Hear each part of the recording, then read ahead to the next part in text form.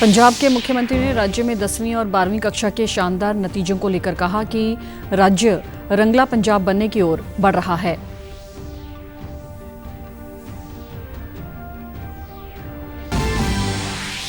हरियाणा के मुख्यमंत्री नायब सिंह सैनी ने पानीपत के ऋषिकुलम वेलनेस सेंटर का किया उद्घाटन। कहा, इस केंद्र के माध्यम से किसानों को ऑर्गेनिक खेती करने के साथ साथ प्राकृतिक खेती करने के लिए बताया जाता है। और विश्व आईबीडी दिवस के मौके पर पीजीआई चंडीगढ़ के गैस्ट्रोएंटरोलॉजी विभाग की ओर से लगाया गया एक जागरूकता सेमिनार। लोगों को आईबीडी बीमारी के लक्षणों और उसके इलाज के बारे में दी गई जानकारी।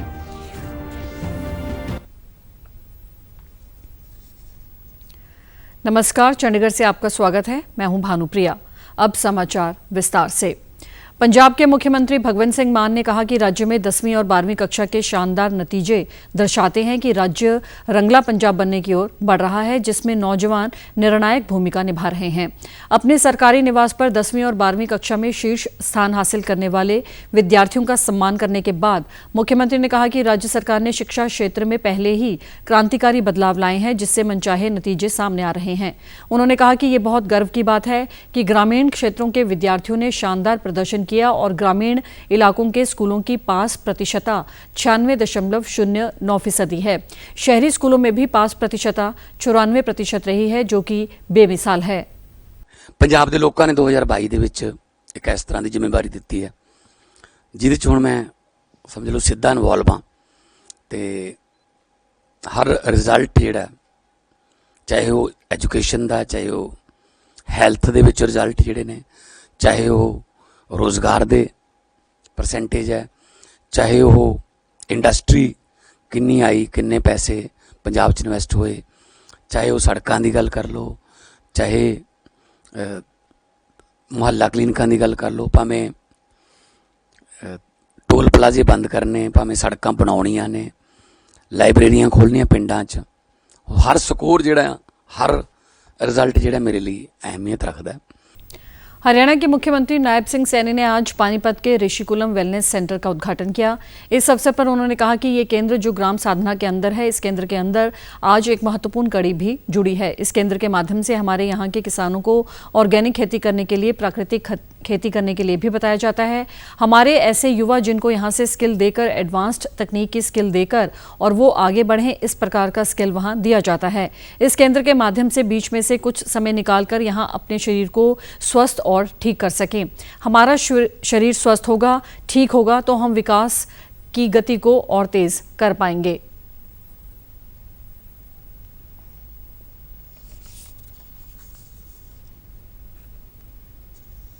इस केंद्र के माध्यम से हमारे यहाँ के किसान भाइयों को जो ऑर्गेनिक खेती करने के लिए, प्राकृतिक खेती करने के लिए, उसके लिए भी बताया जाता है।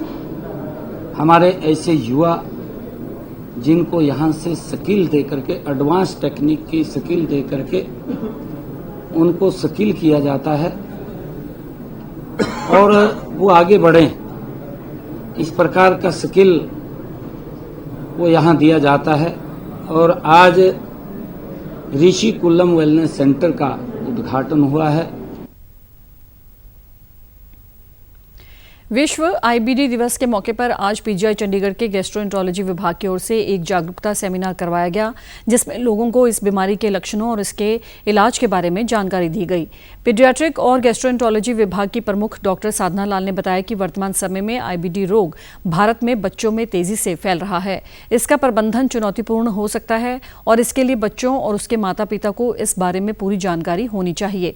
उन्होंने बताया कि अगर कोई व्यक्ति इस बीमारी से पीड़ित है तो उसे पेट दर्द जैसे लक्षण होते हैं। अगर इस तरह के लक्षण 2 हफ्ते से ज्यादा चलें तो मरीज को तुरंत डॉक्टर को दिखाना चाहिए और अपना आईबीडी टेस्ट करवाना चाहिए। डॉक्टर साधना ने बताया कि इस बीमारी का सबसे बड़ा कारण खराब खानपान है। आजकल लोग ताज़ा बने खाने के बजाय पहले से तैयार किए गए खाने को पसंद करते हैं, जिसे वे फ्रिज में स्टोर करके रखते हैं और माइक्रोवेव पर गर्म करके खाते हैं। ऐसा खाना बेहद हानिकारक है। होटल या बाहर से आने वाला खाना भी साफ सुथरा नहीं होता। डॉक्टर साधना ने बताया कि ऐसे मरीजों की संख्या में लगातार इजाफा हो रहा है।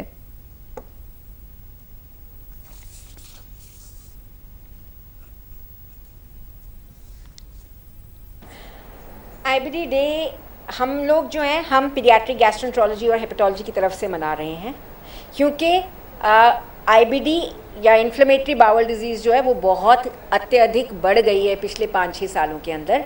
कहाँ हम 2018 के अंदर साल के अंदर 7 से 10 पेशेंट देखते थे, और कहाँ अब स्थिति ये ऐसी है कि हर महीने हम 4 से 5 से 6 नए केसेस हर महीने देखते हैं।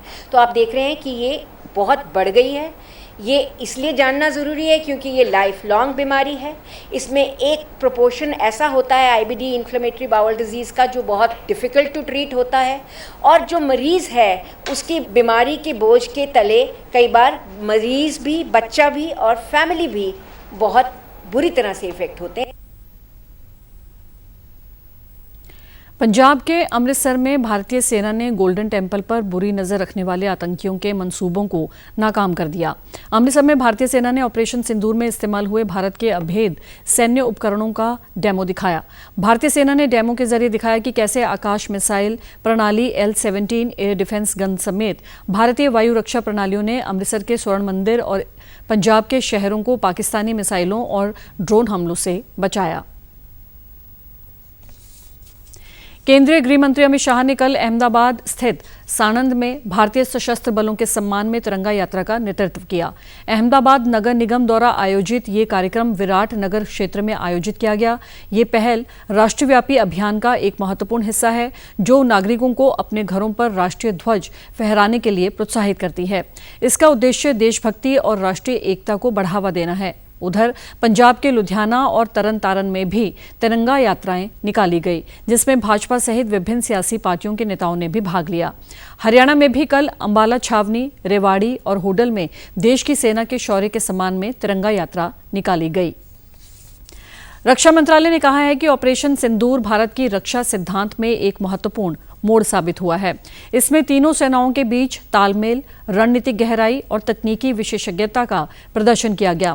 पहलगाम आतंकी हमले के बाद शुरू किए गए ऑपरेशन सिंदूर ने सटीकता, व्यावसायिकता और उद्देश्य के साथ तीनों सेनाओं की संतुलित प्रतिक्रिया को प्रदर्शित किया। विभिन्न एजेंसियों से मिली खुफिया जानकारी ने 9 प्रमुख शिविरों की पुष्टि की, जिन्हें आखिरकार ऑपरेशन में निशाना बनाया गया था। भारत की जवाबी कार्रवाई सावधानीपूर्वक बनी योजना और खुफिया नेतृत्व वाले दृष्टिकोण पर आधारित थी। इसने सुनिश्चित किया कि ऑपरेशन न्यूनतम अतिरिक्त क्षति के साथ संचालित हो। ऑपरेशन सिंदूर के दौरान भारतीय सैन्य बल ने जमीन, हवा और समुद्र से कार्रवाई की। इस दौरान भारतीय सेना, वायुसेना और नौसेना ने आपसी तालमेल का उम्दा प्रदर्शन किया। भारतीय वायुसेना ने पाकिस्तान में आतंकी ढांचे के खिलाफ सटीक हमले करने में अहम भूमिका निभाई। अमृतसर के पुलिस कमिश्नर गुरप्रीत सिंह भुल्लर ने जानकारी साझा करते हुए कहा कि अमृतसर कमिश्नरेट पुलिस ने सीमा पार से नशीले पदार्थों की तस्करी करने वाले एक अंतर्राष्ट्रीय गिरोह का पर्दाफाश करके बड़ी सफलता हासिल की है। पुलिस ने इस मामले में 10 किलो 248 ग्राम हेरोइन समेत 3 मुलजिमों को गिरफ्तार किया है। सबसे पहले हमारे पुलिस पार्टी ने, जिसमें इंस्पेक्टर मोलकदीप और उनकी टीम ने आकाशदीप और एक आकाश एलियस मोटा, दोनों चीमा कलां गांव है तरन तारण में, वहां के रहने वाले हैं। उसकी प्रोफेशनली इन्वेस्टिगेट करते हुए संदीप सिंह को पकड़ा गया। क्रॉस बॉर्डर जो पुश हो रही है बाय ड्रोन इंटरनेशनल बॉर्डर से पाकिस्तान के तरफ से, उसमें ये बहुत डीपली इन्वॉल्व था। और इसके खुद की जो पूछताछ है उससे भी ये बात सामने आई कि 200 केजी के करीब अब तक ये हीरोइन जो है रिसीव करके आगे डिस्ट्रीब्यूट कर सका है। उधर युद्ध नशे विरुद्ध के कल 78वें दिन एक विशेष ऑपरेशन सील 13 चलाया, जिसका उद्देश्य सीमावर्ती राज्य पंजाब में प्रवेश करने या बाहर जाने वाले सभी वाहनों की बारीकी से जांच करना था, ताकि नशीले पदार्थों और शराब की तस्करी पर कड़ी नजर रखी जा सके। पंजाब पुलिस के डीजीपी गौरव यादव के निर्देशानुसार सभी जिलों में चलाए गए इस ऑपरेशन के दौरान सीमावर्ती जिलों के सभी एसएसपी को अपने अपने जिलों के संवेदनशील और संदिग्ध स्थानों पर संयुक्त नाके लगाने और गजेटेड अधिकारियों एसएचओज की निगरानी में सीलिंग पॉइंट्स पर मजबूत नाके स्थापित करने के लिए अधिकतम पुलिसकर्मी तैनात करने के निर्देश दिए गए थे। विशेष डीजीपी कानून एवं व्यवस्था अर्पित शुक्ला ने कहा कि 10 जिलों में 1000 से अधिक पुलिस कर्मचारियों की तैनाती और समन्वित मजबूत नाकेबंदी की गई थी। उन्होंने कहा कि राज्य में प्रवेश करने, बाहर जाने वाले 4244 वाहनों की जांच की गई, 511 के चालान किए गए और 39 को कार्रवाई के दौरान जब्त किया गया। पुलिस टीमों द्वारा नशीले पदार्थों के खिलाफ अपनी घेरेबंदी और तलाशी अभियान जारी है, जिसके तहत कल 490 स्थानों पर छापेमारी की गई और राज्य भर में 109 एफआईआर दर्ज करने के बाद 136 नशा तस्करों को गिरफ्तार किया गया। इसके अभियान के 78 दिनों में कुल गिरफ्तार नशा तस्करों की संख्या अब 11,860 हो गई है। स्पेशल डीजीपी ने कहा कि छापेमारी के परिणाम स्वरूप गिरफ्तार किए गए नशा तस्करों के कब्जे में से 11.3 किलोग्राम हेरोइन और 3.48 लाख रुपए का ड्रग मनी बरामद की गई है।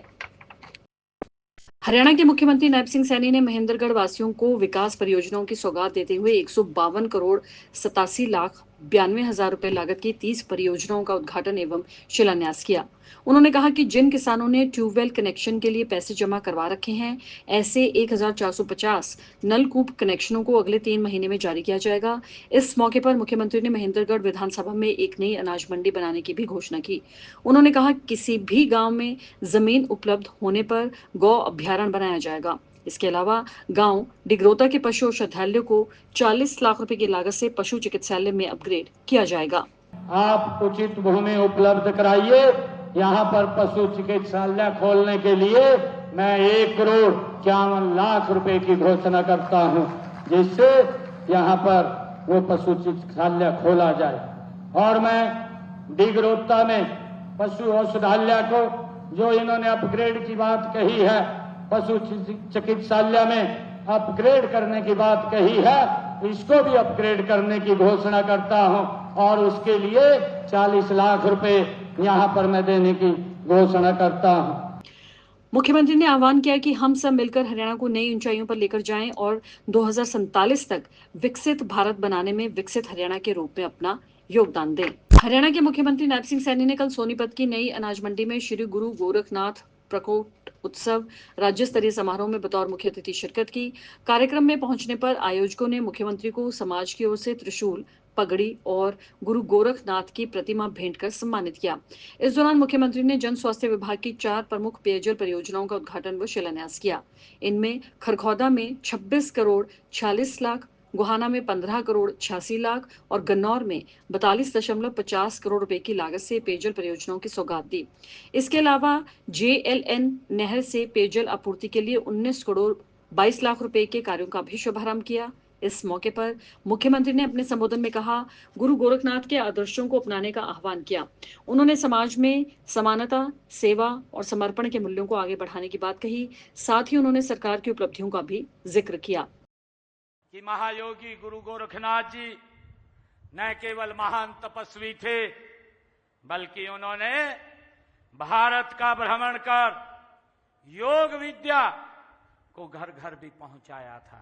गुरु गोरखनाथ जी ने योग मार्ग के जरिए भारत भूमि पर सांस्कृतिक जागरूकता का जो अभियान चलाया, उसके बल पर ही भारत विश्व गुरु कहलाया।